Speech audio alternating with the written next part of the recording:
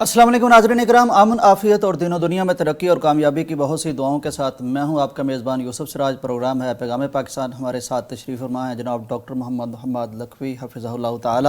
ایک نظر خبروں پر ڈالتے ہیں ناظرین اکرام۔ آج کی اہم ترین خبر پاکستان کا JF-Thunder 17 جو ہاٹ کیک بن گیا ہے اور خطے کے تمام ممالک اس کو خریدنا چاہ رہے ہیں۔ بہت بڑی کامیابی ہے پاکستان کی اور بہت بڑا ریونیو اسے جنریٹ ہونے جا رہا ہے عزت کے ساتھ ساتھ۔ اس پر بات کریں گے۔ مسجد نبوی کے حوالے سے ہمارے پاس کچھ اہم خبریں ہیں۔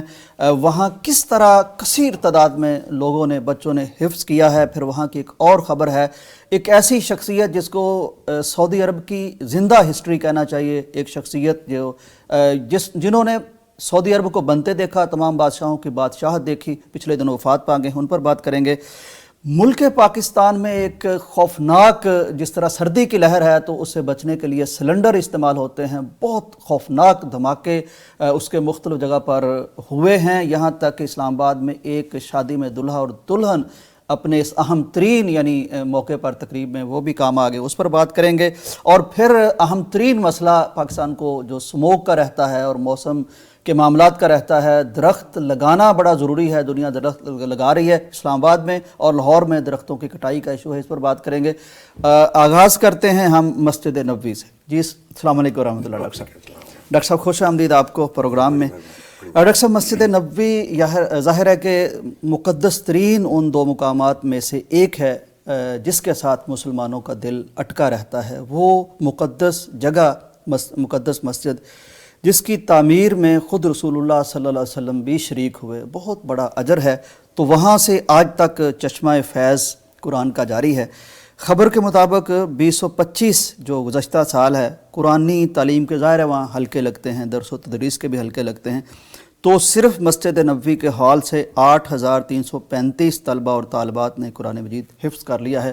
حفظ کی سعادت ڈاکٹر صاحب، پھر مسجد نبوی میں بیٹھ کے حفظ کرنے کی سعادت، اس پر بات کی۔ بسم اللہ الرحمن الرحیم۔ دیکھیں جو مسجد کا تصور ہے شریعت اسلامیہ میں، وہ صرف نماز پڑھنے کی جگہ نہیں ہے، کیونکہ ہم یہ سمجھتے ہیں کہ جہاں سجدہ ہوتا ہے وہ مسجد ہے۔ لغوی اعتبار سے بات لغوی اعتبار سے بات ٹھیک ہے، لیکن اصطلاحی اعتبار سے جب نبی پاک صلی اللہ علیہ وسلم کو یہ فرما دیا گیا کہ آپ کے لیے پوری روئے زمین مسجد ہے، آپ نے فرمایا جعلت لی الارض مسجدا وطہورا، پوری روئے زمین جہاں مرضی نماز پڑھی جا سکتی ہے، ساری مسجد۔ بالکل جب ساری مسجد سجدہ گاہ ہے تو پھر اس چار دیواری کی کیا حیثیت ہے، اس کی خاص اہمیت کیوں ہے کہ نبی کریم صلی اللہ علیہ وسلم نے فرمایا کہ احب البلاد اللہ، اللہ کے نزدیک سب سے جو روئے زمین کی بہترین جگہ ہیں، پسندیدہ ترین وہ مسجدیں ہیں۔ تو یہ چار دیواری کی کیا اہمیت بڑھ جاتی ہے، ویسے بڑا اہم پوائنٹ ڈاکٹر صاحب آپ نے اٹھایا۔ جب یہ بن جاتی ہے تو وہ اصل میں اس کی میں تفصیل میں نہیں جانا چاہتا، لیکن مختصراً یہ بات ہے کہ یہ اصل میں توحید و سنت کا مرکز ہوتی ہے اور اسلامک سینٹر ہوتا ہے۔ اسلامک سینٹر ہوتا ہے، اور اگر یہ توحید و سنت کا مرکز نہ ہو تو صرف سجدہ کرنے سے تو کوئی فائدہ نہیں ہے۔ وہ تو وَأَنَّ الْمَسَاجِدَ لِلَّهِ فَلَا تَدْعُوا مَعَ اللَّهِ أَحَدًا، اللہ کے ساتھ کسی اور کو بھی نہیں پکارنا۔ گویا اگر جس مسجد کو چار دیواری بنا کے اس کے اندر شرک ہو رہا ہو تو اس کا مطلب ہے وہ مسجد کی ڈیفینیشن کے اوپر پورا نہیں اترتی، قرآن کی آیت کے تناظر میں، لہٰذا اس کو جو ہے وہ توحید اور سنت کا مرکز۔ اس لیے جب ہم مسجد نبوی کو دیکھتے ہیں تو ظاہر ہے کہ جو ام القریٰ ہے مسجد حرام، اس کے بعد جو دنیا کی سب سے مقدس ترین جگہ ہے وہ مسجد نبوی ہے۔ تو مسجد نبوی کے اندر آپ دیکھتے ہیں قرآن کا حفظ ہو رہا ہے، قرآن کی تعلیم دی جا رہی ہے، اور پھر دروس ہو رہے ہیں، حدیث کی تعلیم دی جا رہی ہے، اور مستقل اساتذہ موجود ہیں جو صرف حدیث کی تعلیم دے رہے ہیں۔ بالکل ٹھیک۔ اور گویا وہ جو مسجد کا اصل تصور ہے کہ توحید اور سنت کا مرکز ہونا چاہیے، تو اس کا جو سب سے بڑا اظہار ہو رہا ہے وہ حجاز مقدس کے اندر ہو رہا ہے۔ تو وہ مسجدیں پوری دنیا میں مسجد کا یہی رول ہونا چاہیے کہ اس کے اندر قرآن اور حدیث کی تعلیم ہونی چاہیے، اور اس کے ذریعے سے توحید و سنت کی ایک کرنیں پھوٹنی چاہیے، پوری دنیا کے اندر اس کی روشنی جانی چاہیے۔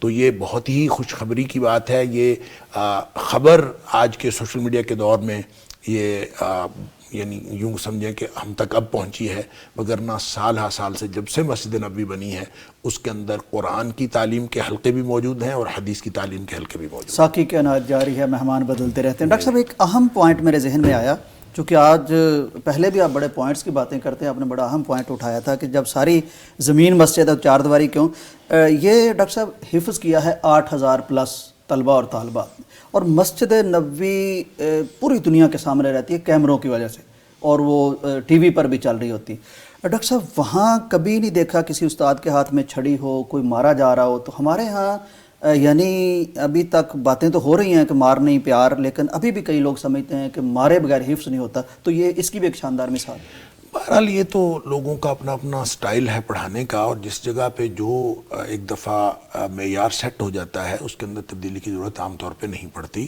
آپ اگر اپنا معیار یہ سیٹ کر دیتے ہیں کہ چھڑی کے بغیر، ڈنڈے کے بغیر اور مار پیٹ کے بغیر حفظ نہیں ہوتا، تو پھر آپ کو بڑی مشکل پیش آتی ہے کہ جب آپ مار پیٹ کے بغیر حفظ کرانا شروع کر دیں۔ تو جہاں پہ ابتدا ہی یہ ہے کہ کبھی مارا پیٹا نہیں گیا، پیار اور محبت سے پڑھایا جا رہا ہے، تو وہاں پہ وہ چینج نہیں ہو سکتا۔ کوئی ایک آدھ استاد ایسا آ بھی جائے، اس کو اپنا آپ چینج کرنا پڑتا ہے اور اس ماحول کے مطابق، یہ نہیں ہو سکتا کہ وہ سارا ماحول جو ہے اکثر چینج ہو جائے۔ لہٰذا یہ ہر جگہ کے ٹرینڈز ہوتے ہیں۔ مسجد نبوی کا یہ ٹرینڈ جو ہے پوری دنیا کی مساجد کے لیے اور حفظ کے اداروں کے لیے ایک روشن مثال ہے۔ اس طرح کے حفظ ہونے چاہیے، اور حفظ کا جو ویسے بھی میں ایک بات اور عرض کر دوں کہ حفظ کے لیے بہت سارے لوگ جو ہیں آج کے دور میں خاص طور پر یہ کہتے ہیں کہ حفظ کی ضرورت نہیں ہے، اور آپ یہ جو قرآن کا ترجمہ پڑھنا چاہیے، فہم اصل چیز ہے، تفسیر پڑھنی چاہیے، فہم پہ زور دینا چاہیے، حفظ کرنا چاہیے، جو کوئی اچھی بات نہیں ہے، اور بہت سارے لوگ اس میں حوصلہ شکنی کرتے ہیں اور کرتے آ رہے ہیں مسلسل۔ اس میں ایک بات عرض کر دوں کہ قرآن کی جو حفاظت ہوئی ہے، بلکہ حدیث کی بھی حفاظت، اس کا جو اولین ذریعہ ہے وہ حفظ ہے، کتابت نہیں ہے۔ یہ ہم نے جو جدید دنیا کی کتابت کے ٹرینڈ کو دیکھا تو ہم نے اس کی دلیلیں اگرچہ پیش کی ہیں اور درست پیش کی ہیں کہ نبی کریم صلی اللہ علیہ وسلم کے دور میں بھی لکھا جاتا تھا، یعنی لکھنے کی روایت بھی تھی، لیکن ایسا نہیں ہے کہ کتابت جو ہے وہ اصل ذریعہ تھا۔ اصل ذریعہ جو حفظ تھا۔ لہٰذا سب سے پہلے حافظ جو ہیں وہ نبی اکرم صلی اللہ علیہ وسلم ہے، سبحان اللہ۔ اور نبی اکرم صلی اللہ علیہ وسلم کو اللہ تعالیٰ نے خود حفظ کروایا معجزانہ طور پر۔ آپ جلدی جلدی کرتے تھے، اللہ کریم نے فرمایا وحی اترتی لا تحرک به لسانک لتعجل به، آپ جلدی جلدی نہ کیا کریں، ان علینا جمعہ وقرآن، یہ حفظ کرانا ہمارے ذمہ ہے، پڑھوانا بھی ہمارے ذمہ ہے، تو لہٰذا آپ آرام سے اس کو پڑھا کریں۔ تو پہلے حافظ نبی پاک صلی اللہ علیہ وسلم ہے، لہٰذا اگر کوئی شخص حفظ کرتا ہے تو وہ نبی کریم صلی اللہ علیہ وسلم کی سنت پر عمل کرتا ہے۔ پھر پہلے حفظ کے استاد بھی نبی پاک صلی اللہ علیہ وسلم ہے، بالکل ٹھیک۔ آپ صلی اللہ علیہ وسلم نے صحابہ کرام کو سکھایا اور یہ حفظ ہوا۔ لہٰذا ایک تو یہ کہ سب سے بڑی سنت جو اولین سنت ہے نبی پاک صلی اللہ علیہ وسلم کی، اس پر عمل ہوتا ہے، اور دوسرا یہ کہ حفاظت ذمہ داری ہے اللہ کی، انا نحن نزلنا الذکر وانا لہ لحافظون۔ تو اللہ کی جو حفاظت کی ذمہ داری ہے وہ پوری کس طرح سے ہوتی ہے؟ ان حفاظ کے ذریعے، ان اسباب کے ذریعے سے۔ لہٰذا یہ جو حفاظ ہیں گویا یہ کارکنان قضاء و قدرت کی اس ٹیم میں شامل ہو جاتے ہیں جو ٹیم اللہ نے رکھی ہے قرآن کی حفاظت کی۔ کیا بات۔ ڈاکٹر صاحب خبر اگلی بھی بڑی دلچسپ ہے اور سعودی عرب سے ہی ہے۔ ڈاکٹر صاحب اللہ تعالیٰ کی عطا جب برستی ہے لوگوں پر تو باقی دنیا دنگ رہ جاتی ہے۔ یہ ایک شخص ہیں جی، ناصر بن رادان الراشد ان کا نام ہے۔ اس قدر اللہ نے طویل عمر دی ڈاکٹر صاحب کے 1.5 صدی ان کو زندگی مل گئی، 142 سال کی زندگی۔ اور ڈاکٹر صاحب انہوں نے جدید سعودی عرب کو اپنی آنکھوں سے بنتے دیکھا، ایک ایک حکمران کو دیکھا، کتنے بادشاہ آئے، یعنی ملک عبدالعزیز سے لے کر شاہ سلمان تک جو آئے اور چلے گئے، یہ بابا جی وہاں موجود رہے۔ 40 انہوں نے ڈاکٹر صاحب حج کیے ہیں، 100 سے زائد ان کے بچے بچیاں نواسے پوتیاں ہیں۔ آخری انہوں نے شادی 110 سال کی عمر میں کی، اللہ نے پھر انہیں اولاد عطا کر دی۔ تو بڑے نیک آدمی تھے اور بڑے مشہور آدمی تھے، فوت ہو گئے ہیں۔ کچھ 7000 یعنی قبیلہ بھی ان کا بہت بڑا تھا، تو ان لوگوں نے ان کے جنازے میں بھی شرکت کی ہے۔ تو یہ بھی یعنی اتنی بڑی عمر ہونا ڈاکٹر صاحب اور نیکی پہ ڈٹے رہنا، یہ بھی ایک بڑی شاندار مثال سعودیہ سامنے آئی۔ 60 سال عمر جس کو مل جاتی ہیں اس کے بہانے ختم ہو جاتے ہیں، بہانے ختم حدیث کے مطابق۔ بالکل۔ لہٰذا ڈاکٹر صاحب 60 سال بھی ہجری کے، تو جس کو 60 سال نہیں ملے، 60 سے دگنا 120 اور پھر اس سے بھی 20 سال زیادہ، 22 سال زیادہ، 2-3 زندگیاں بابا جی جی گئے، بابا جی 2-3 زندگیاں جی گئے۔ اور یہ بھی اللہ کا کرم ہے، جس کو جتنی زندگی اللہ تعالیٰ نے عطا کی ہے یہ نعمت ہے۔ نبی پاک صلی اللہ علیہ وسلم نے دعا سکھائی کہ دعا کیا کریں کہ اللہ جب تک یہ زندگی میرے لیے بہتر ہے اس وقت تک اللہم احینی ما کان حیاتا خیرا لی، جب تک یہ زندگی میرے لیے بہتر ہے مجھے زندہ رکھ، اور جب میرے لیے موت بہتر ہو مجھے اس دنیا سے لے جانا۔ لہٰذا زندگی کو یہ نہیں کہنا چاہیے زندگی ختم ہو جانی چاہیے، میں جلدی مر جاؤں، جلدی چلا جاؤں، نہیں، ہمیشہ اللہ تعالیٰ سے خیر اور بھلائی مانگنی چاہیے۔ تو زندگی ان کی 142 سال اللہ تعالیٰ نے اس کے اندر بہتری سمجھی اور اللہ تعالیٰ نے اس کو عطا فرمائی، بہت بڑی نعمت تھی، اتنی نیکیاں کرنے کا ان کو موقع ملا۔ تو یہاں ایسے لوگ بھی ہم نے دیکھے ہیں تاریخ میں جنہوں نے 150 سال جینے کا پلان بنایا، پوری ڈاکٹروں کی ٹیم ساتھ رکھی، اور جو ہے نا وہ 50 برس بھی نہیں جی سکے اور اس دنیا سے چلے گئے۔ اور اب بھی بہت سارے لوگ ہیں وہ اپنی خوراک کا خیال، ہر چیز کا خیال اس طرح سے رکھتے ہیں کہ ہم نے 150 سال زندگی جینا ہے، لیکن یہ اللہ کے ہاتھ میں ہے۔ اللہ تعالیٰ نے جس کو جتنے سانس لکھے ہیں اس سے نہ ایک سانس پہلے موت آ سکتی نہ اس کے بعد۔ بس اصل بات یہ ہے کہ زندگی اللہ کی مرضی سے گزری ہے کہ اپنی مرضی سے۔ اگر بابا جی کی زندگی اللہ کی مرضی سے گزری ہے تو بہت بڑی نعمت ہے، اور بظاہر ایسا ہی ہے، گواہیاں ایسی ہیں، لوگوں نے ایسے ہی شواہد دیے ہیں۔ لہذا جو لوگ جس طرح کے گواہی دیتے ہیں عام طور پہ لوگ اسی طرح سے ہوتے ہیں، اور اللہ تعالیٰ ان کو اسی طرح سے اس کے ساتھ سلوک کرتا ہے۔ ہم امید کرتے ہیں کہ انشاءاللہ ان کے ساتھ اس نے سلوک ہوگا، اللہ تعالیٰ ان کو اعلیٰ جنتوں میں جگہ دے گا۔ لیکن یہ لمبی عمر پانا یہ بعض اوقات بہت ہی یہ مشکل ہوتا ہے زندگی جینا، کہ ومن نعمرہ ننکسہ فی الخلق، انسان اندھا دیا جاتا ہے، لیکن اگر تندرستی کے عالم میں اور بالکل جیتا جاگتا اور بھاگتا دوڑتا انسان لمبی عمر پائے تو یہ بہت بڑی نعمت ہے۔ بالکل صحیح۔ ناظرین کرام، لمبی عمر اگر خیر اور نیکی والی ہو تو یہ کتنی یعنی اللہ کی بڑی نعمت ہے۔ 2 صحابہ کا تذکرہ نبی صلی اللہ علیہ وسلم کے پاس ہوا کہ ایک شہید ہو گئے تو جو بعد میں فوت ہوئے 1 سال بعد تو وہ ان سے پہلے جنت میں یا اعلیٰ درجات میں تھے۔ تو نبی صلی اللہ علیہ وسلم نے فرمایا ان کو جو بعد والی زندگی ملی اس میں رمضان اور باقی چیزیں جو کی ہیں، دعا جو نبی کریم صلی اللہ علیہ وسلم نے سکھائی وہ اس کا ذکر ہو جانا چاہیے۔ جی، اللہم اصلح لی دینی الذی هو عصمت امری واصلح لی دنیای التي فیہا معاشی واصلح لی آخرتی التي فیہا معادی واجعل الحیات زیادۃ لی فی کل خیر۔ اللہ میری موت ایسی بنا جو ہر لمحہ خیر میں اضافے کا باعث بالکل ٹھیک۔ واجعل الموت راحۃ لی من کل شر، اللہ میری موت ایسی بنا جو ہر طرح کے شر سے مجھے بچا لے۔ تو یہ دعا جو ہے صبح و شام کے اذکار میں شامل کرنی، انتہائی جامع دعا ہے، یاد رکھنی چاہیے، یاد کرنی چاہیے، اور صبح و شام کے اذکار میں شامل کرنی چاہیے۔ بہت جامع دعا ہے ناظرین کرام، آپ کو انٹرنیٹ سے یا دعاؤں کتابوں سے مل جائے گی، اسے اپنے اذکار کے معمول میں صبح و شام شامل کیجئے۔ بریک کا وقت ہے، واپس آتے ہیں۔ ناظرین ویلکم بیک ٹو پیغام پاکستان۔ ڈاکٹر صاحب، جس طرح کے موسم ہے، اسموک کا معاملہ آ جاتا ہے، پھر آلودگی کا معاملہ آ جاتا ہے، تو بہت بات کی جاتی ہے کہ درخت لگانے چاہیے، بہت کم ہیں درخت پاکستان میں، بہت زیادہ ضرورت ہے، گرمی کی شدت بڑھ جاتی ہے، اور پھر آکسیجن کی کمی اور بے شمار ظاہر ہے ماحولیات کے معاملات ہیں۔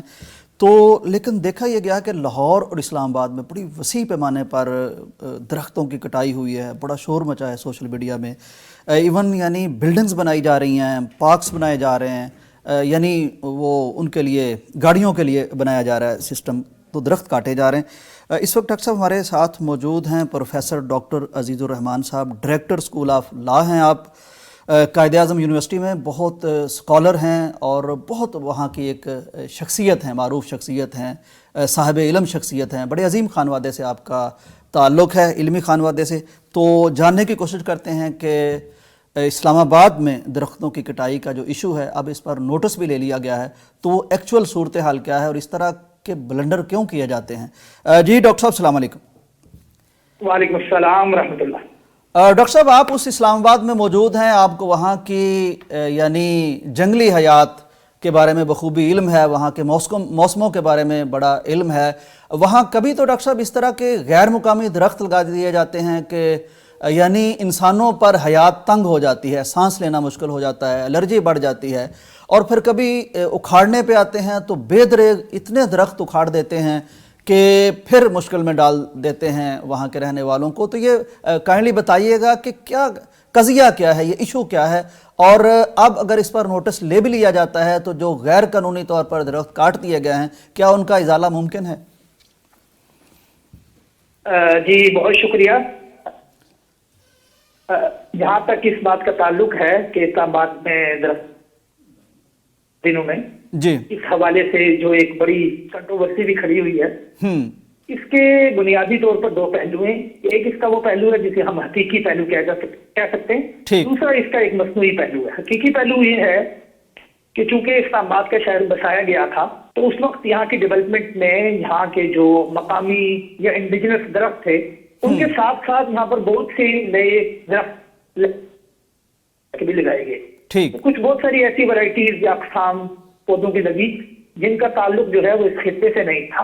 ان میں سے کچھ بہت اچھے انداز میں چلے اور اس موسم میں اور اسلام آباد کے ماحول میں رچ بس گئے, مگر کچھ ایسے تھے جن سے پھر آگے چل کر ایک ماحول کا مسئلہ اور خاص طور پہ الرجی کا مسئلہ پیدا ہوا. بالکل ٹھیک. یہ ایک حقیقی ایشو ہے اور اسلام آباد میں خاص طور پہ ایک خاص قسم کا پودا ایک ایسا موجود ہے جس سے الرجی کا مسئلہ کھڑا ہوتا ہے اور اس کو ماضی میں بھی تلف کیا جاتا رہا ہے, کاٹا جاتا رہا ہے, اور اب بھی اسلام آباد میں پچھلے کچھ عرصے سے ایک مہم چل رہی ہے کہ ان پودوں کو ختم کر دیا جائے, اور اسلام آباد میں جو CDA کیپٹل ڈیولپمنٹ اتھارٹی ہے وہ ان پودوں کو کاٹ کر ان کی جگہ متبادل پودے لگانے کا بندوبست کر رہی ہے. یہ ایک پہلو ہے. ٹھیک. مگر اس دوران اسلام آباد میں بہت ساری ڈیولپمنٹ کے نام پر, نئی سڑکیں بنانے کے نام پر, تو نئی تعمیرات کے نام پر بہت بڑی تعداد میں مزید پودے بھی کاٹے گئے, بہت پرانے درخت بھی کاٹے گئے جن کا تعلق الرجی پیدا کرنے والے پودوں سے نہیں تھا.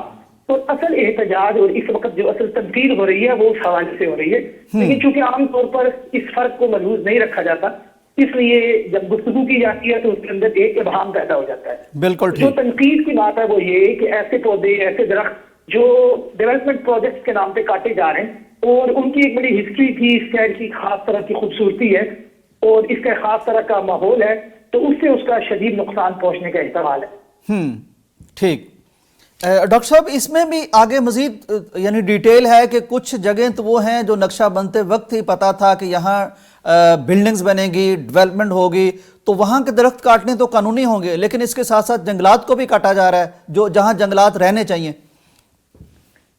دیکھیں اس میں بہت لمبی تفصیل ہے. آپ کو یاد ہوگا کہ آج سے کچھ سال پہلے اسلام آباد کی مارگلا کی پہاڑیوں پر ایک ریسٹورینٹ کے قیام کے حوالے سے بڑی controversy supreme court of Pakistan سے دکھی. بالکل اس صحیح. وقت بھی اسلام آباد کا یہ جو شہری ادارہ ہے CDA یہ پوری طرح اس کو ڈیفینڈ کرتا رہا, اس کا دفاع کرتا رہا, لیکن پھر سپریم کورٹ آف پاکستان کے حکم پر اس پورے ریسٹورینٹ کو گرا دیا گیا تھا, مسمار کر دیا گیا تھا.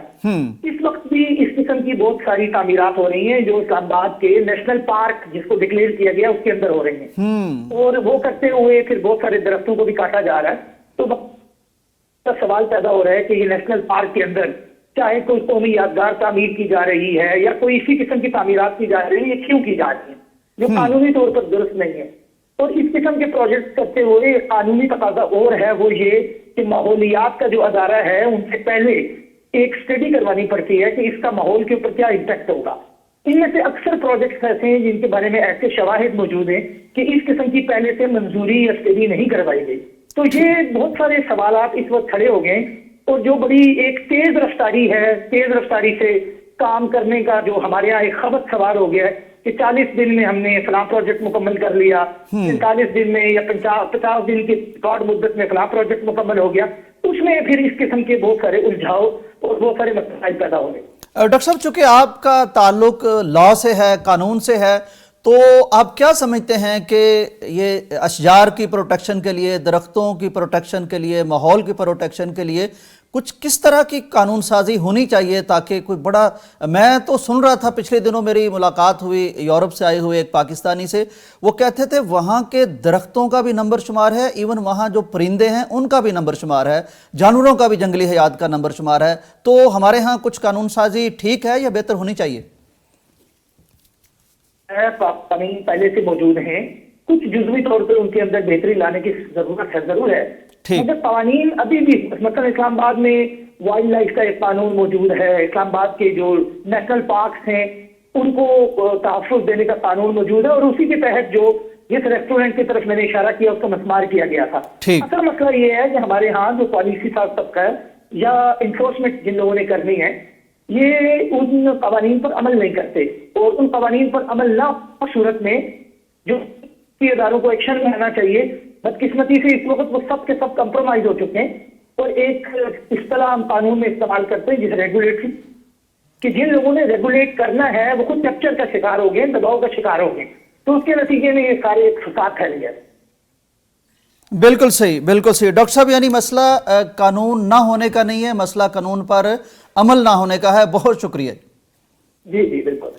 ڈاکٹر صاحب میں مختصراً اگر آپ اسلامک حوالے سے بھی یعنی درخت لگانے کے حوالے سے بتا دیں، رہنمائی فرما دیں، کیونکہ ہمیں بریک پر بھی جانا ہے۔ درخت لگانا چاہیے، اور کوئی شخص درخت لگا رہا ہو اور قیامت بھی آ جائے اللہ تو اس کو چاہیے کہ درخت لگا کے سبحان پھر جو ہے اللہ، وہ ایک مسلمان کے لیے ڈاکٹر صاحب اس سے بڑی کیا اس بات سے ہو بڑی سکتی اور کیا بات ہو سکتی سبحان ہے۔ اللہ۔ لہٰذا یہ درخت جو ہے زندگی ہیں، اور اس کے ذریعے سے آلودگی کا خاتمہ ہی صرف نہیں ہوتا، یہ بہت سارے حوالوں سے انسانی حیات کے لیے اور دوسری جنگلی حیات کے لیے بہت ضروری ہیں۔ ہم نے دیکھا حکومتیں اس کے اوپر پالیسیز بناتی رہی ہیں، اور بعض اوقات ہم نے ایک ایسی حکومت بھی دیکھی جس نے ملین ٹری پروجیکٹ بنایا تھا، اس کے اوپر عمل درآمد ہو سکا یا نہ ہو سکا، یا انیشیٹو بہت اچھا یا میکنزم کوئی اچھا بن سکا یا نہیں، اس بارے میں تو مجھے نہیں پتا، لیکن باہر انیشیٹو بہت اچھا تھا، اور حکومتوں کو درخت گرانے کی بجائے درخت لگانے کے پروجیکٹس بنانے چاہیے، وہ چاہے جتنے بھی سلو ہوں اور جتنے بھی وہ یعنی اس کو کارآمد ہو سکیں یا نہ ہو سکیں، لیکن کوشش تو کرنی چاہیے۔ اور یہ درخت کاٹنا یہ بہت ہی خوفناک بات ہے۔ آہستہ آہستہ گرینری ختم ہو رہی ہے، بجری کے اور اینٹوں کے جنگل ہم پیدا کر رہے ہیں، اور یہ انسانی حیات کے لیے اور جنگلی حیات کے لیے بہت نقصان دہ۔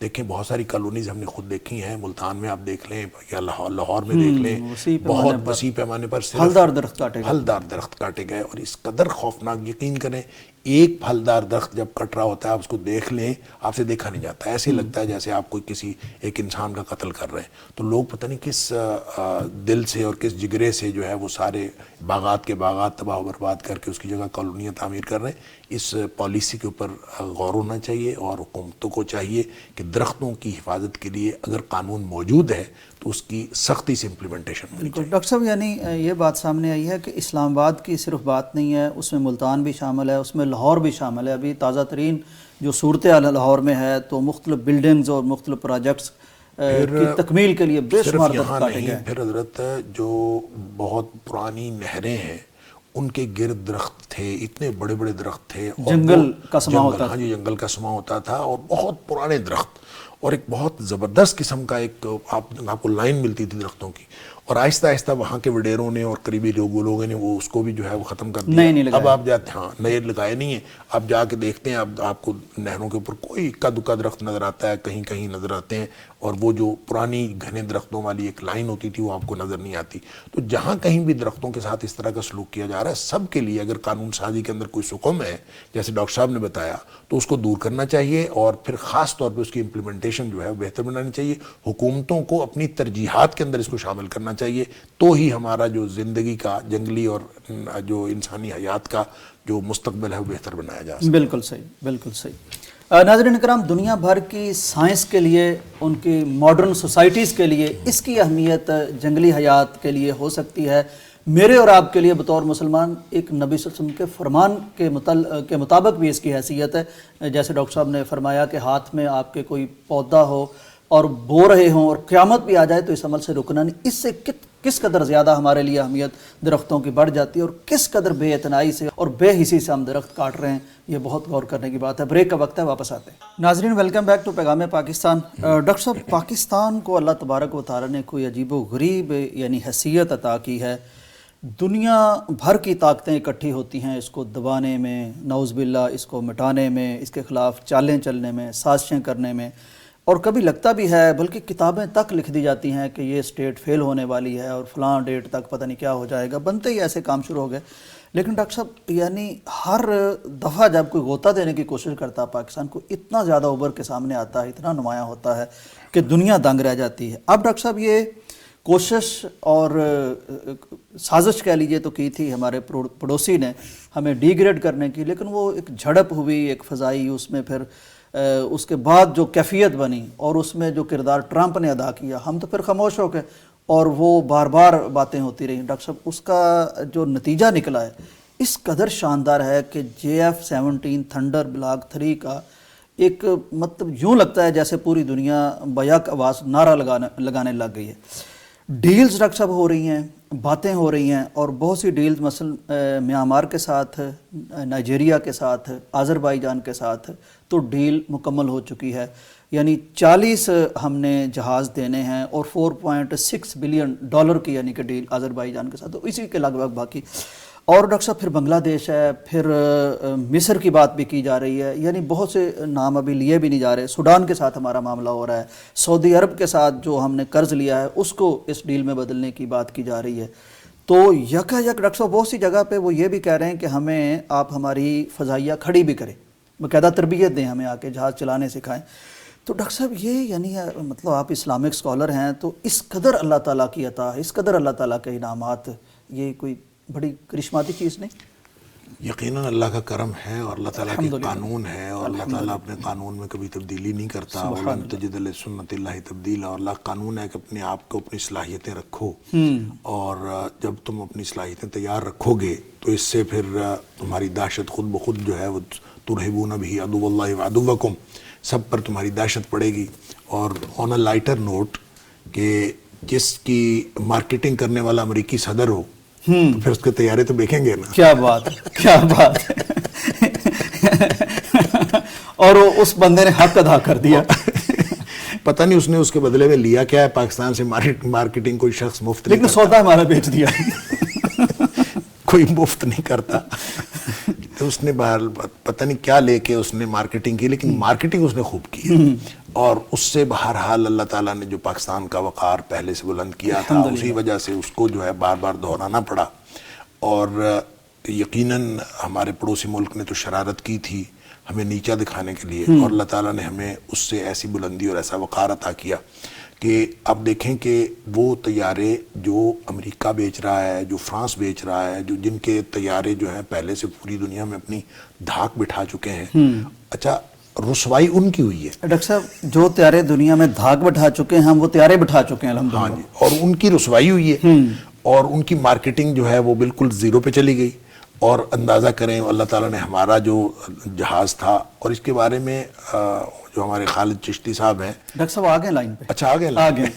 السلام علیکم ناظرین، ہمارے ساتھ موجود ہیں ایئر کموڈور خالد چشتی صاحب. خالد چشتی صاحب کا نام اب کسی کے لیے پاکستان کیا انڈیا میں بھی غیر معروف نہیں رہا، اور چشتی صاحب نے یہ ثابت کیا ہے کہ ہمارے پائلٹ اور ہماری فضائیہ نہ صرف فضاؤں میں لڑ سکتی ہے بلکہ میڈیا کے محاذ پر بھی ایسا جواب دے سکتی ہے کہ جس کا پھر کوئی جواب نہیں ہوتا. جی السلام علیکم. جی وعلیکم السلام. جی ڈاکٹر صاحب آپ کو بھی اور یوسف صاحب کو آپ کے بھی. وعلیکم السلام. چشتی صاحب میں بہرحال یہاں اعتراف کرنا چاہتا ہوں کہ آپ نے ریٹائرمنٹ کے بعد بھی ایک جنگ لڑی ہے اور جیت کے دکھائی ہے میڈیا کے میدان پر. بہت شکریہ آپ کا.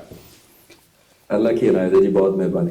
چشتی صاحب یہ فرمائیے کہ یہ کیا کرشمہ ہو گیا ہے، کیسا کارنامہ ہو گیا ہے کہ مغرب جس کی سپرمیسی تھی اور جس کے طیارے اور جس کے مطلب پورا ایکوپمنٹ جنگی جو تھا، دنیا اس کے پیچھے باولی ہوئی پھرتی تھی، اور اب پورے خطے میں ہمارے JF-17 تھنڈر کی گرج سنائی دیتی ہے.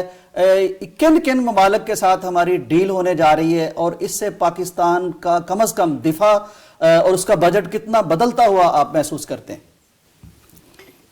جی بہت شکریہ، آپ نے انوائٹ کیا یوسف صاحب. اور میں تھوڑی سی آخری بات آپ کی اور ڈاکٹر مہاد صاحب کی سن رہا تھا، تو الحمدللہ واقعی دنیا اب ہمارے جہازوں کے پیچھے ہے.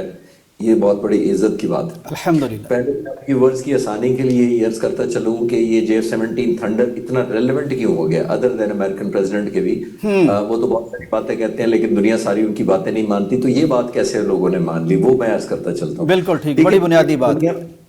دنیا میں جب بھی کوئی فائٹر جہاز کوئی ایئر فورس خریدتی ہے تو اس میں 4 کرائٹیریاز ہوتے ہیں، اور ہم 5 کرائٹیریاز آفر کر رہے ہیں. وہ میں بتاتا ہوں. بالکل ٹھیک. پہلا کرائٹیریا یہ ہوتا ہے یوسف صاحب کہ جو فائٹر جہاز خریدا جا رہا ہے وہ خود مشین کیسی ہے، یعنی اس کا انجن کیسا ہے، الیکٹرونکس ہے، ویپنز کیسے ہیں، اس کی مینٹیننس کیسی ہے، یہ اس کو دیکھا جاتا ہے مشین کو. بالکل ٹھیک. نمبر 2 دیکھا جاتا ہے کہ افورڈیبلٹی کیسی ہے، یعنی یہ جہاز جو کوئی دنیا کا ملک خریدے گا تو افورڈیبلٹی ان کے بجٹ میں آتا ہے. نمبر 3 یہ دیکھا جاتا ہے کہ جو دینے والا ملک ہے وہ سورس جو ہے وہ ریلائبل ہے، یعنی یہ تو نہیں ہوگا کہ کل کو پولیٹیکل پریشر کی وجہ سے وہ بیک آف کر جائے گا، مینٹیننس کی وجہ سے، اپ گریڈیشن کی وجہ سے، یا سپلائی آف اسپیئر پارٹس کی وجہ سے. نمبر 3 کیٹیگری یہ ہوتی ہے وجہ. بالکل ٹھیک. چوتھی کوئی بھی ملک یہ دیکھتا ہے کہ جو جہاز ہے یہ کمبیٹ ٹیسٹڈ اور بیٹل پروون ہے کہ نہیں ہے، کارکردگی کیسی رہی ماضی میں اس کی، اس نے مارکا کون سا لڑا، یعنی کہ یہ پیس ٹائم جہاز ہے، یہ وار ٹائم جہاز ہے.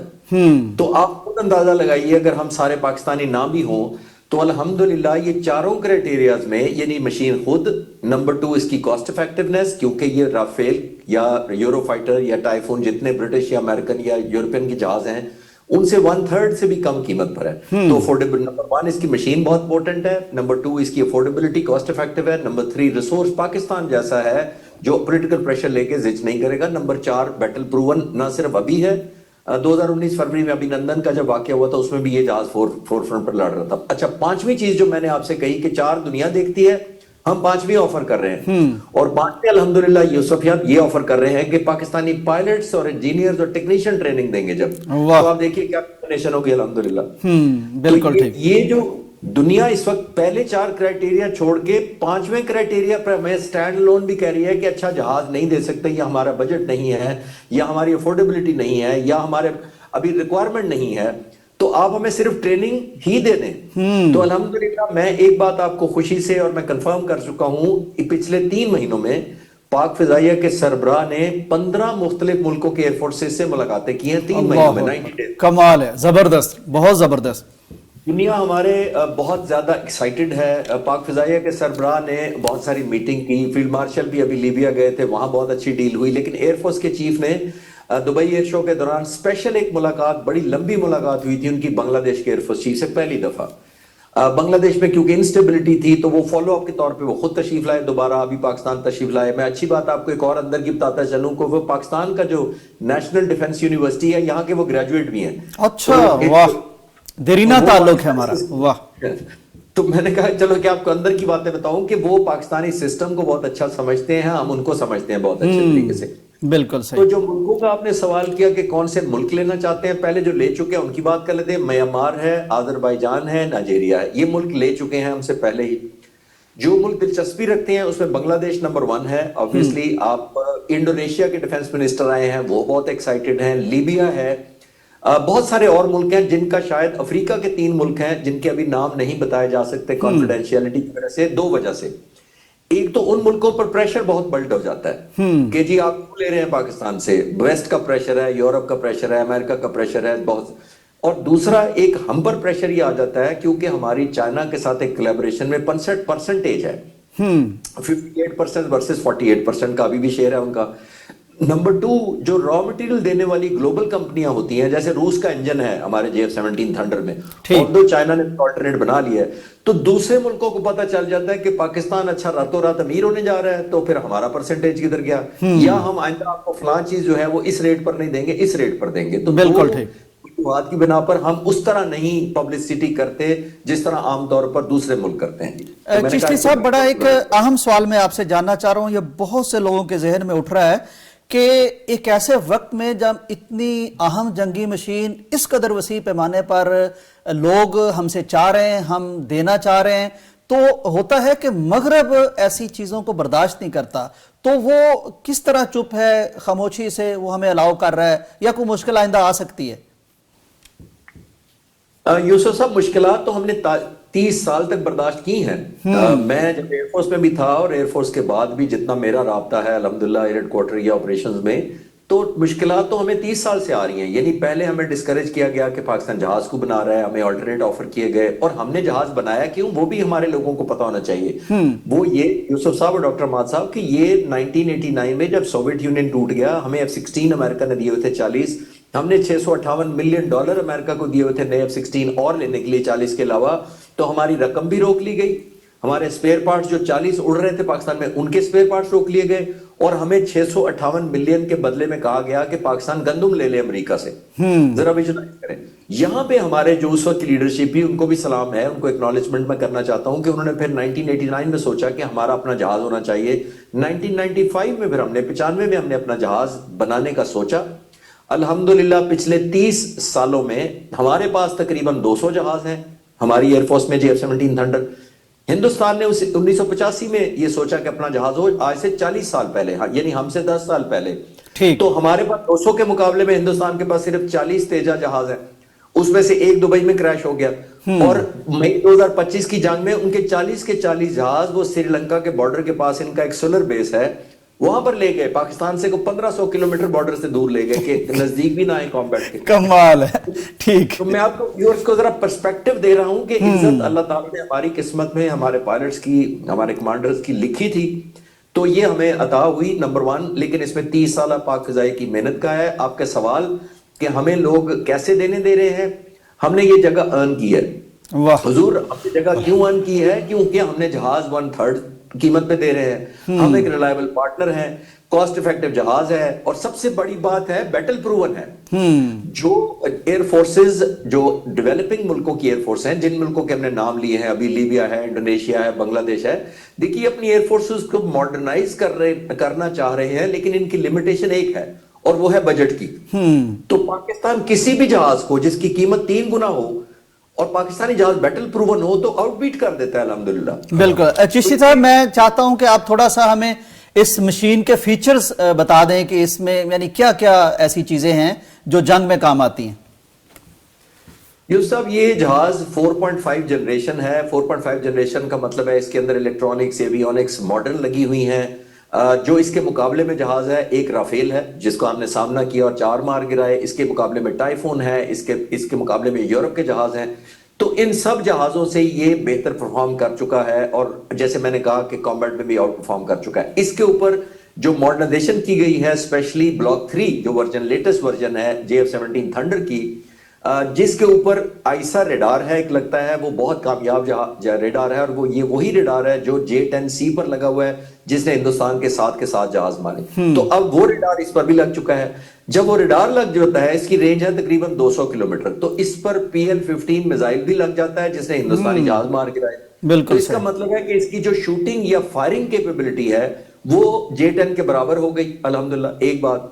دوسرا, اس کا سب سے کامیاب مشن میرا ماننا یہ ہے کہ مئی 2025 کے کانفلکٹ میں سب سے خطرناک مشن, اگر میں ایک مشن گنوں پورے اس کانفلکٹ میں, تو وہ تھا S-400 کا نشانہ بنانا, جو سرفیس ٹو ایئر میزائل ہے ہندوستان کا. وہ ہندوستان کا ایک مان تھا, بہت بڑا پرائیڈ تھا, ان کو زوم تھا کہ جب تک یہ ریڈار یا یہ ویپن سسٹم کام کر رہا ہے ان کی ایئر سپیس میں کوئی داخل نہیں ہو سکتا. تو الحمدللہ نہ صرف وہ اور داخل تو بعد میں ہونے تھے, یہ JF-17 تھنڈر اس کی رینج کے اندر گیا. رینج میں کانفیڈینشیلٹی کی وجہ سے نہیں بتا سکتا, خطرہ مول لیا, رافیل کی رینج میں گیا, اور اس نے جا کر وہ جہاز obviously ایئر سے لانچ کر کے ان کے ریڈار کو ایک نہیں 2 جگہ, جام نگر اور آدم پور 2 جگہ حملہ کر کے بھج کے قریب ان کا جو تھا ریڈار, جو سرفیس ٹو ایئر میزائل لگا, دونوں کو تباہ کیا. تو یہ ایک بہت بڑی اس کی پریسیجن جو ہے ایئر ٹو گراؤنڈ کی وہ بھی ثابت ہوئی ہے. تو دنیا یہی دیکھنا چاہتی ہے کہ جہاز ایئر ٹو ایئر کمبیٹ میں کیسا ہے اور ایئر ٹو گراؤنڈ میں کیسا ہے. دونوں فیلڈ میں اس نے اپنا الحمدللہ نام کمایا ہے. بالکل صحیح, بالکل صحیح. کوئی اس میں اسٹیلتھ ٹیکنالوجی بھی مستقبل میں آ سکتی ہے؟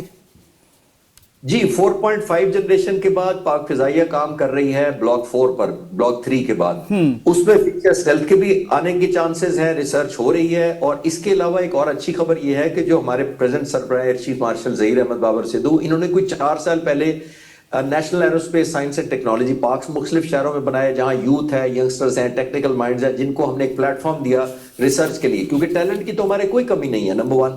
نمبر 2, ہم نے PFX ڈیزائن شروع کیا, یعنی وہ پاکستان فائٹر کے نام سے اب بننا شروع ہے, جو کمپلیٹلی 100% انشاءاللہ ہمارا ہوگا. اس کے اوپر کام بڑی تیزی سے چل رہا ہے. اور اچھی خبر یہ ہے کہ ہم نے جتنی ٹرانسفر آف ٹیکنالوجی چائنا سے لی ہے وہ ہم نے ملٹی پرپز لی ہے. بالکل صحیح, بالکل صحیح. چشتی صاحب بہت شکریہ, مطلب بہت خوش کر دیا آپ نے, اور اللہ تعالیٰ کا فضل ہے پاکستان پر. سلام ہے ہماری فضائیہ کو, ہماری پاک آرمی کو, اور ہماری اس قوم کو. اللہ تعالیٰ نے بہت بڑا فضل کیا. بہت شکریہ آپ کے وقت کا. ڈاکٹر صاحب بہت شاندار باتیں ہو گئی ہیں. اچھا, میں نا وہی بات کرنا چاہ رہا تھا, میرے منہ پہ خالد چشتی صاحب کا نام آیا, آپ نے کہا وہ ہمارے ساتھ موجود ہے. میں وہی بات کرنا چاہ رہا تھا کہ انہوں نے یہ پہلے بھی کسی پروگرام میں بتائی بات کہ 1985 میں انڈیا نے جہاز بنانے شروع کیے, اور 1995 میں ہم نے جہاز بنانے شروع کیے. بالکل ٹھیک. ان کے پاس 40 ہیں, اور ان میں سے بھی ایک ان کا گر گیا, باقی 39 رہ گئے, اور اس کو باہر سے خود ہی گر گیا, اور ان کو وہ محفوظ بناتے پھرتے ہیں. اور ہمارا جو ہے الحمدللہ 1995 سے لے کر اب تک ہم نے 200 جہاز بنائے. تو یہ پیداواری صلاحیت کی بات ہے, یہ سب اللہ کا کرم ہے, اس پر ہمیں اللہ کا شکر کرنا چاہیے, اس کو پازیٹیو رہنا چاہیے, پازیٹیو سوچنا چاہیے, اور انشاءاللہ اس کے ذریعے سے اللہ تعالیٰ اور بہت ساری برکتیں عطا فرمائے. بالکل صحیح ڈاکٹر صاحب, پاکستان پر بھی اللہ کا کرم ہے اور ہمارے اس پروگرام پر بھی اللہ کا کرم ہے. ڈاکٹر صاحب کے علم میں ہے کہ آج کل ہم نے پیغام ٹی وی نے ایک مہم شروع کی ہے جس میں پیغام کلب کے ممبرز بن رہے ہیں لوگ, صرف 1000 روپیہ ماہانہ دینا ہوتا ہے, ان کو سرٹیفکیٹ دیا جاتا ہے اور پھر اس بڑا یعنی وہ شریک ہو جاتے ہیں اس بہت بڑے پروجیکٹ میں. تو آپ کا پروگرام سن کے کسی کو یعنی پھر یہ ہوا ہے کہ وہ ہمیں کال کرے, تو اس وقت وہ لائن پر ہیں, ممبر بننا چاہ رہے ہیں, تو آپ کے ہاتھ سے ہمارے پروگرام کا پہلا ممبر آج بناتے ہیں انشاءاللہ. جی السلام علیکم. جی السلام علیکم. جی وعلیکم السلام. جی اپنا نام بتائیے گا. جی محمد کامران ہو رہا ہوں فیصل آباد سے. محمد کامران بھائی, ڈاکٹر محمد حماد لکھوی صاحب آپ کو سن رہے ہیں, آپ کیا کہنا چاہ رہے ہیں؟ جی السلام علیکم ڈاکٹر صاحب. جی وعلیکم السلام ورحمۃ اللہ وبرکاتہ, اہلا وسہلا. جی محمد کامران بول رہا ہوں. جی جی جی کامران صاحب, آپ ممبر بننا چاہتے ہیں, آپ پیغام ٹی وی کو کب سے دیکھ رہے ہیں اور آپ کو کس طرح یعنی یہ خیال آیا کہ اس کے ممبرشپ لینی چاہیے؟ جی میں بھی دیکھ رہا ہوں, میرے والد صاحب بہت شوق سے دیکھتے ہیں, جو میرے پاس ہی بیٹھے ہوئے ہیں, انہوں نے مجھے کہا کہ جی آپ فون کر کے کہیں ان کو کہ میں ممبر بننا چاہتا ہوں, اس وجہ سے میں نے کال کی ہے. جی مجھے آپ کے پروگرام بہت اچھے لگتے ہیں. جی بالکل صحیح, بالکل صحیح. تو کون سا پروگرام زیادہ پسند آتا ہے؟ یہ جو ابھی لائیو چل رہا ہے یہی دیکھ رہے ہیں جی ہم. اچھا ماشاء چلیں بہت شکریہ, اللہ تعالیٰ آپ کو برکت دے. آپ کامران صاحب اور ان کے والد صاحب فیصل آباد سے یہ اس وقت بھی پروگرام دیکھ رہے تھے. ڈاکٹر صاحب آپ کچھ کہنا چاہ رہے ہیں؟ بس اللہ تعالیٰ دنیا اور آخرت میں آپ کو کامران کرے. واہ کیا بات ہے. یعنی آپ کے والد صاحب کو بتائیے کہ انہوں نے نام بھی بڑا اچھا رکھا ہے اور اس وقت کام بھی بڑا اچھا کیا کہ یہ پروگرام دیکھ رہے تھے, اور حکم بھی بڑا اچھا دیا کہ کال کر کے ممبر بنو. یہ یعنی سارے والدین کو یہ حکم اولاد کو دینا چاہیے, وہ دے سکتے ہیں. جی بالکل, جی بہت شکریہ. بہت شکریہ. ڈاکٹر صاحب اس پہ میرے خیال پہلے بھی ہم نے بات کچھ کی ہے, بہت حادثات ہو رہے ہیں ڈاکٹر صاحب, یہ سلنڈر پھٹنے کے, اور یہ مختلف شہروں میں بہت زیادہ. آپ نے پہلے یعنی کہا بھی تھا کہ اس کی ہمیں دیکھیں ہم نے پچھلی دفعہ جب بات کی تھی تو اس حوالے سے کی تھی کہ مینٹیننس اور اس کی انسپیکشن ہمیں کروانی چاہیے جی, اور پھر اس کے بعد جو ہے اس کو استعمال کرنا چاہیے. یہ پہلو بھی ٹھیک ہے. کہ دوسرا پہلو یہ ہے کہ اس کا مطلب ہے بہت سارے سلنڈر جو ہے وہ ناقص میٹیریل سے بنے ہوئے ہیں, یہ بھی ایک بہت عام پہلو ہے. بالکل. اور تیسرا اس کے استعمال میں جو بے احتیاطی ہے وہ بھی ہے, جو خاص طور پر گیس کے جو گیزر ہیں, جب اس کے گیس کھلی رہ جاتی ہے اور گیس پھیل جاتی ہے اس پورے ماحول میں, آپ نے جس کمرے میں, جس لاؤنج میں, جس کوریڈور میں, جہاں کہیں بھی لگایا وہاں پہ گیس پھیل جاتی ہے, وہ اس وقت جب اس میں لیکیج ہوتی ہے. تو جو ہی وہ جیسے یہ آپ نے دلہا دلہن والا واقعہ بتایا, تو اس میں جو میں نے اخبار میں تفصیل پڑھی ہے, جو مجھے سمجھ آئی ہے, واللہ عالم, ہو سکتا ہے کوئی اور تفصیل ہو, کہ اس میں گیس بھر گئی تھی اور اس میں جب اس کو یعنی جلایا گیا تو وہ دھماکے سے جو ہے وہ سب کچھ پھٹ گیا. تو یہ بے احتیاطی بھی اس کا ایک پہلو ہے, اس میں بہت زیادہ احتیاط کرنی چاہیے, خاص طور پہ جو گیس کے گیزر ہیں اور جو الیکٹرک گیزر ہیں وہ بھی, اور گیس کے بھی, ان سب کی مینٹیننس ہونی چاہیے. اور تیسری بات یہ ہے کہ حکومت کو کوالٹی انشور کرنی چاہیے کہ جن لوگوں نے جو بھی ناقص میٹیریل استعمال کر رہے ہیں ان کو اجازت ہی نہیں ہونی چاہیے, اور ان کے جو پروڈکشن یونٹ بند کر دینے چاہیے. یہ حکومت کو اس میں, تو جتنے سارے لوگ جو ہیں اس کے اندر اسٹیک ہولڈر ہیں, ان کو اپنا اپنا کام کرنا چاہیے تاکہ ہمارا ملک جو ہے, ہمارے عوام اس طرح کے حادثات سے محفوظ رہیں. اللہ تعالیٰ سب کی حفاظت فرمائے. بالکل صحیح. ڈاکٹر صاحب بہت شکریہ. پروگرام کا وقت ختم ہوتا ہے. عوام احتیاط کریں, حکومت توجہ دے, حکومت کا کام ہے قانون بنائے, عمل کرے. غیر معیاری اگر چیزیں بک رہی ہیں تو یہ تو ایک موت کا سامان ہے, گویا کہ بم ہم خرید کے گھروں میں لا رہے ہیں, اور لوگ بھی کچن سے اس کو باہر رکھ کے استعمال کرنے کی کوشش کریں. پروگرام کا وقت ختم ہوتا ہے, اجازت دیجیے, اللہ حافظ. پاکستان کا مطلب کیا؟ لا الہ الا اللہ. پاکستان کا مطلب کیا؟ لا الہ الا اللہ.